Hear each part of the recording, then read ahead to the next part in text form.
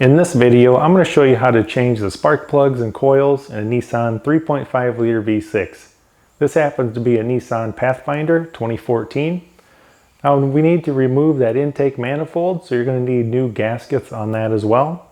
So follow along step by step. We'll get in all new 6 spark plugs and coils, have this car running better, and back on the road. Now here's my first helpful tip. If you just use the hood prop rod, this hood doesn't open very far.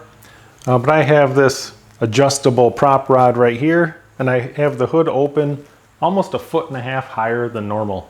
It gives you a little more space and light when you're working on the engine. First thing we need to do is remove this box right here. You have a bolt right here and here. They're both 10 millimeter. We'll go ahead and remove those.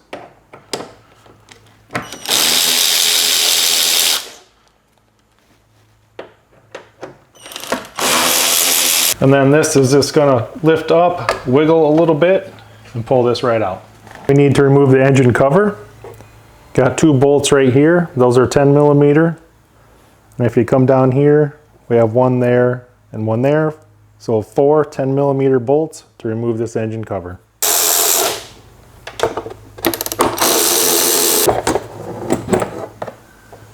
We're going to undo this hose clamp right here. Just squeeze the clamp together, slide it back, and then it's going to be helpful for you to twist this hose and pull at the same time. We need to remove this upper air box. So we're going to loosen that screw right there, that hose clamp, and then you're going to disconnect the mass airflow sensor, and then there's a little wire clip on the back side that we'll undo, and then we'll remove that air box.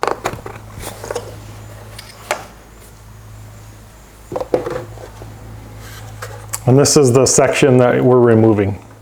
That air box out of the way, we can remove the throttle body, which is this right here. Now we're going to leave everything connected to the throttle body. We're just going to remove the 4 5 millimeter bolts holding the throttle body on.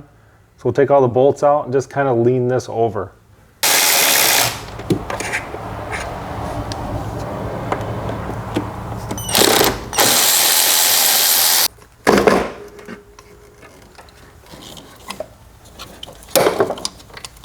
The throttle body is going to kind of want to stay in your way because we have everything connected, so it wants to go back into position. So what I like to do is I just put a couple zip ties around there. You can hook it on just about anything, just enough to keep it out of our way. Disconnect this hose right here. Disconnect this wire harness right here. The harness we just disconnected, it's attached right here. You got to go underneath and kind of squeeze and pull at the same time to get that out of that slot. We need to remove this section right here. So we have a 10 millimeter screw here, 10 millimeter screw here, slide up this hose clamp, and then this whole section is going to come off. Pull the hose, and then this little kind of harness right here holding this hose on, you go underneath here, squeeze it in and lift at the same time. And then this section here comes out. These 2 solenoids right here, we're going to disconnect those. Just push down on the tab, pull straight back. Same with this one. Push down on the tab, pull straight back. Disconnect this one here as well. Same thing. Push in, pull straight off. This one doesn't have much room, so we're just going to kind of tuck it down in here. Bring that over and around so that's out of our way. Now this section here has a 10 millimeter bolt right here. We're going to go ahead and loosen up that bolt and take this off. And I'm just going to put this screw back in here instead of having a bunch of screws laying everywhere. Just thread it back in about halfway. That's just one less screw we got to worry about. Move this little vacuum line here, and it's best to kind of grab hold of it, rotate it, and pull at the same time. Now next we need to remove this box right here. There's 2 tabs under here. Push those tabs up and it slides off this metal bracket. Now you can just kind of tuck this box in here just so it doesn't flop back in our way. It's a little easier if we remove this bracket. So there's 2 10 millimeter nuts, one right there, one right there, and then go ahead and remove the metal bracket. So the metal bracket comes off, then I just thread the nuts back on, All right, so now behind the intake is a brake booster hose. You can see my finger right there. I'm touching the hose clamp. So you need to squeeze that hose clamp and slide that brake booster hose off. Back in there, I use these 90-degree angle pliers. These are pretty long. So we'll get right back in there and slide that off. So that's that brake booster hose right there. It's pretty easy to do if you have the 90-degree pliers, kind of long handle. Just slide that right off. Bolts and 2 nuts holding on the intake. So we have a nut here, 2 bolts here, 2 bolts here, and then a nut on the end. All 10 millimeter. We'll go ahead and remove those next.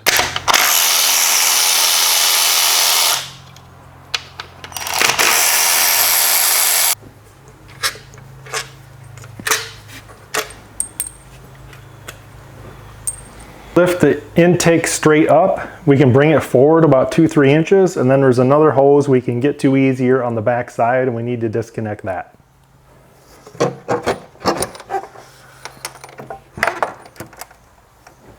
Intake about 3 inches forward, we can get to this hose right here a little easier. I believe it goes to the PCV valve. We're going to loosen up that clamp, slide that off, and remove this hose right here.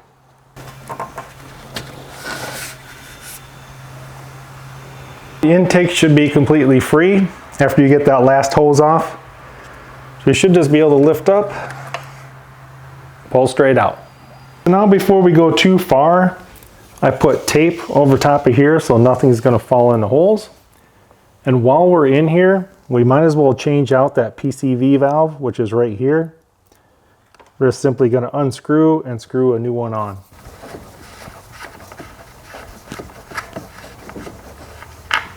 Part number, if you're going to go to like Advanced Auto or somewhere and get a CarQuest part, it's PCA 1056. You see that O-ring right here on the bottom of the PCV valve? You just want to put a little bit of silicone grease on that O-ring and then we'll thread it in.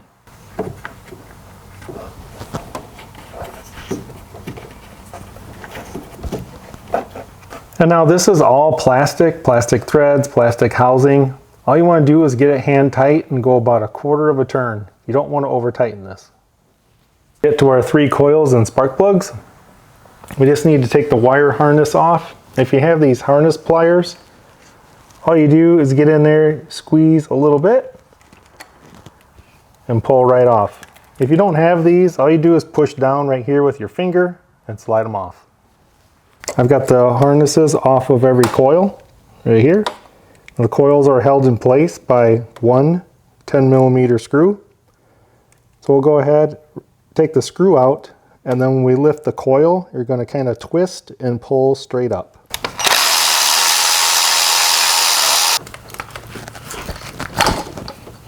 Now we're going to take the spark plugs out, and it's best to have a magnetic spark plug socket like this, and this one also has a swivel on it.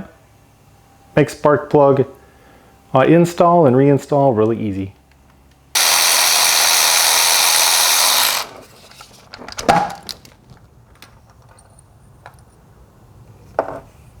Spark plug sockets is so that the spark plug doesn't drop in the hole on reassembly, or if you get it loosened up, it doesn't pop off when you pull it out. It actually kind of, if you watch it close, see how it sucked it right in there?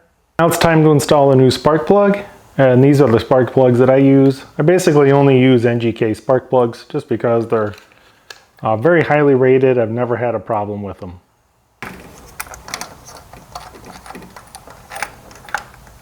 So with that magnetic socket, I know the spark plug is not going to drop out and do any damage. Now we're going to torque the spark plug to 18 foot-pounds.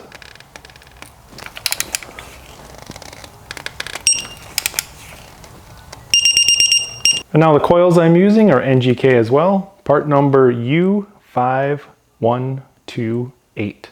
Now on the inside of your coil boot, put just a little bit of dielectric grease.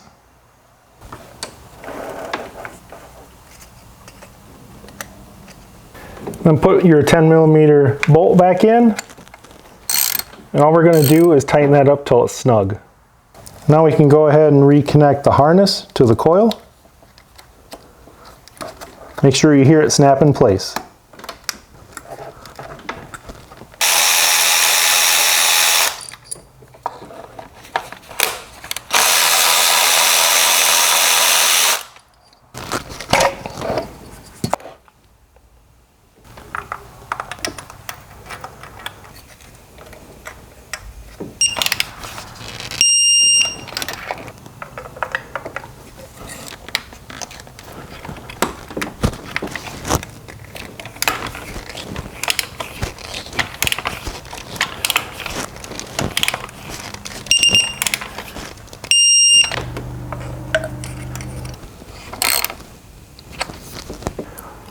And now while you're in there this deep, you might as well change the fuel injection dampers, which there's one right here and one right here. The fuel rail, so we have one bolt here, one here, one right there. These are all 12 millimeter, by the way. There's one right there. We're just going to loosen all those up, and then we can lift the fuel rail up. Once you got the 4 bolts loosened up, you can pull off the harnesses from the fuel injectors. And then it works best if you wedge like a flathead screwdriver underneath there and kind of pop these up. They are sealed in with an O-ring, so you got to kind of wiggle and pull at the same time. And now we can get to the 2 fuel injection dampers. Got 2 10 millimeter screws holding it in. Go ahead and loosen those up. I put some paper towels down because there should be just a little bit of fuel come out of here.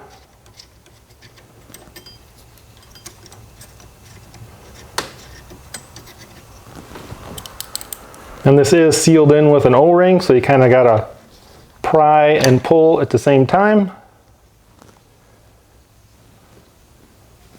And that's what the fuel injection damper looks like.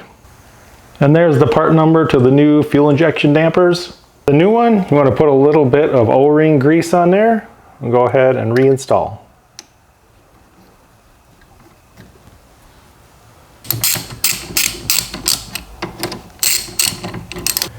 Now we need to do the same thing to this back one. I got my paper towel stuffed down in there. Same thing.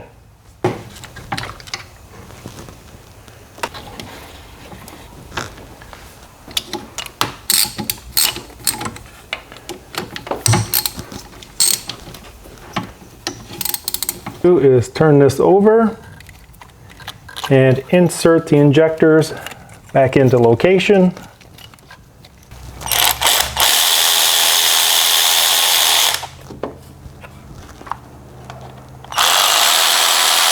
Okay, so now we got to tighten these fuel injection rail bolts for 12 millimeter to 15 foot-pounds.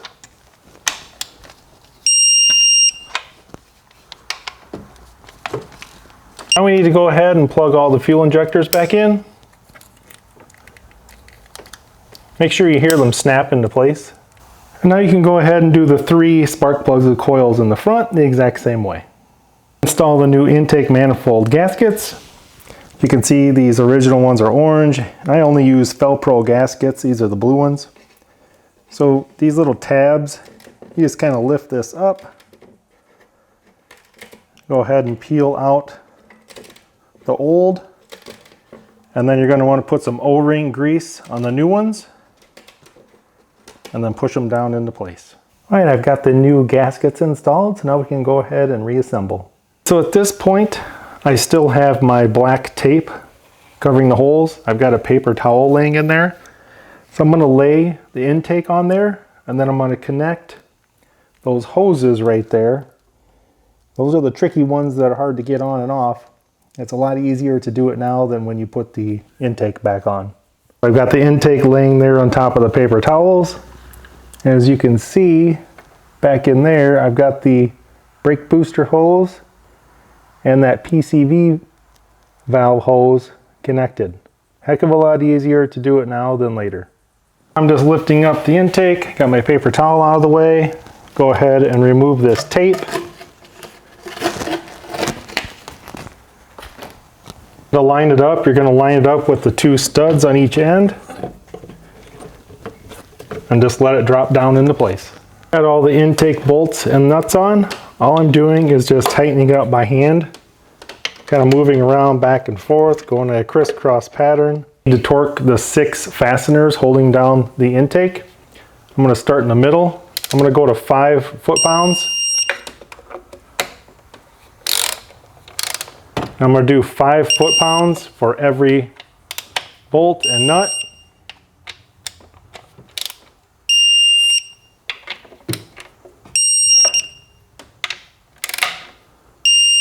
Go back over them again at 8 foot-pounds.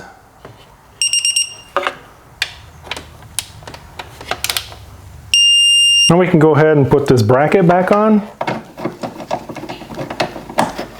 Then you just line up the box with these 2 tabs and it should click right in place. And we can reinstall this bracket, take that screw out that we left in there.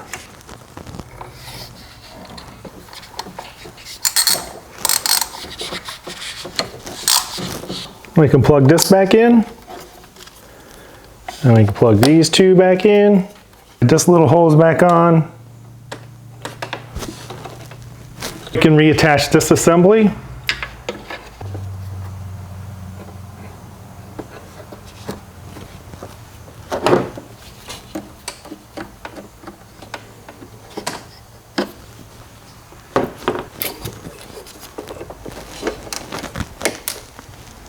Plug this harness in.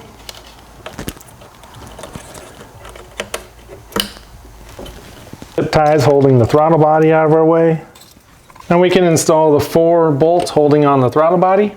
Now we're going to install the upper air box.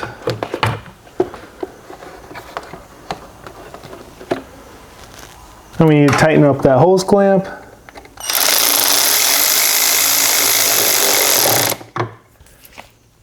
And then plug in your mass airflow sensor, clip the top to the bottom of the airbox. Install this tube, slide over the clamp,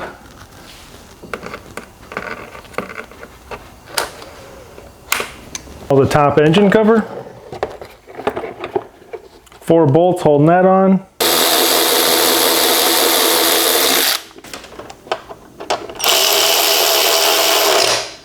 Front airbox.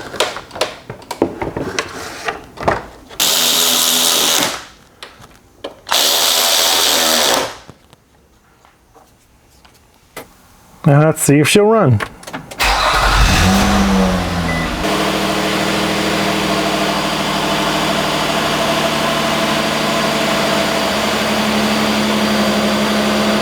Alright, it runs perfect. Go ahead and close up the hood. Make sure you don't have any tools laying around on here before you close it. And that's all there is to it, guys. Hopefully this step-by-step video helped you out and you can get your vehicle back on the road and running a little quieter, a little smoother, and a little longer. Hope you guys enjoyed the video, and thanks for watching.